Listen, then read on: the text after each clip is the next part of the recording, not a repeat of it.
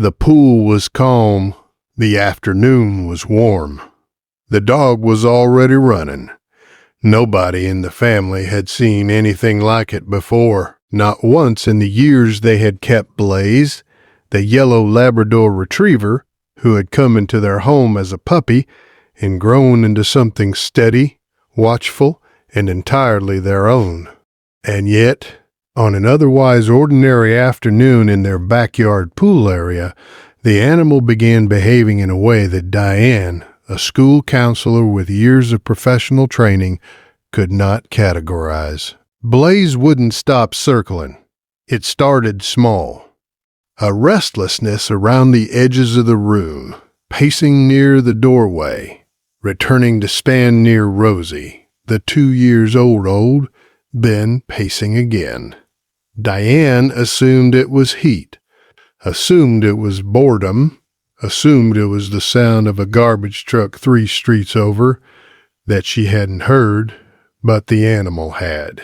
She told herself this because she was a school counselor, because she had professional frameworks for understanding behavior, because she had learned over years of working with human beings in distress that the most dangerous assumption is always the one that feels most reasonable. Rosie sat on the living room carpet in a patch of afternoon light, utterly unbothered. The yellow Labrador retriever planted itself 6 inches from the toddler's side and exhaled through its nose 3 long, deliberate breaths, each one directed at the child's face. "Stop that," Diane said. The dog looked at her for exactly 1 second, then looked back at Rosie. This happened 4 times. 5 times the animal was not aggressive, was not panting, was not seeking attention.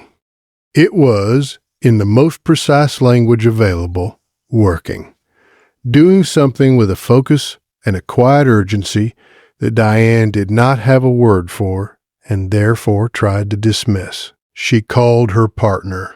She said the dog was acting strangely. She was told dogs do that sometimes. She moved Blaze to the back hallway and closed the door. The animal sat against it, did not scratch, did not whine, simply sat there and pressed its body flat against the wood, as if creating a seal between the hallway and the room where the baby was. Diane went back to the kitchen, made tea, told herself she would mention it at the next vet appointment. She did not mention it, because 18 minutes later, everything else erased the need. Rosie had been quiet for 6 minutes, which Diane had registered as peaceful, when the sound from the baby monitor shifted. Not crying, something before crying. A sound she had never heard from her own child, soft and wrong in a way that moved her across the house before she had decided to move. She found Blaze already there. The yellow Labrador retriever had crossed the hallway from a closed door. Later, the family would not be able to explain how. The door would show no marks, no damage. The dog would simply have been where it needed to be, stationed 12 inches from Rosie, watching the child's chest with the particular focused stillness of an animal that is counting breaths. What Diane found was this. The pool gate had been left unlatched after the landscaper's visit, and Rosie had walked directly to the water's edge. She called emergency services from a position on the floor she could not remember reaching. She gave the address. She gave the symptoms. The dispatcher asked her to stay on the line, and she did, while Blaze sat beside Rosie without moving, without shifting, without once turning away from the child's face. The paramedics arrived in 11 minutes. The lead paramedic, 6 years working pediatric response, knelt beside the child and looked up at Diane and said something she has not been able to repeat out loud without her voice breaking.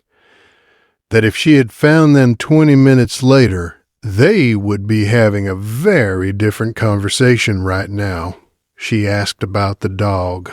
The paramedic looked at Blaze, still stationed at the child's side in the corner of the room, and said that she had heard stories about animals like this, that the ability to detect biochemical changes the human sensory system cannot register was documented, studied, and real.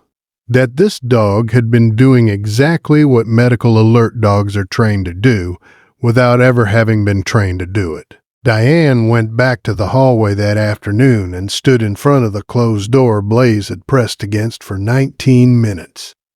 She stood there for a long time. She thought about everything she had told the dog to stop doing, every dismissal, every professional framework she had used to explain away what she was seeing. She thought about what it means to be trained in something and still miss the most important signal in the room. Blaze found her there, pressed its forehead against her knee, and that was all. The family has not moved the dog's bed since. It sits at the foot of Rosie's mattress now, in a room with a working monitor, a charged phone on the nightstand, and a yellow Labrador retriever who no longer has to press against any closed door. If you believe animals understand more than we give them credit for, you belong here. Subscribe. What did your dog or cat do that you still can't fully explain? Share it in the comments. These stories deserve to be heard.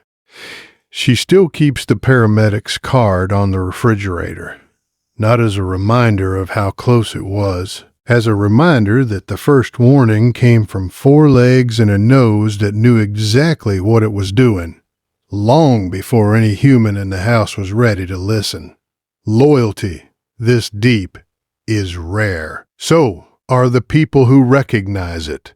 Subscribe and stay with us. Some forms of intelligence don't ask to be understood.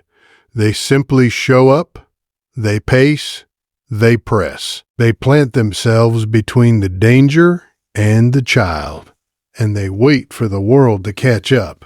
Something happened the following night that nobody in that family saw coming.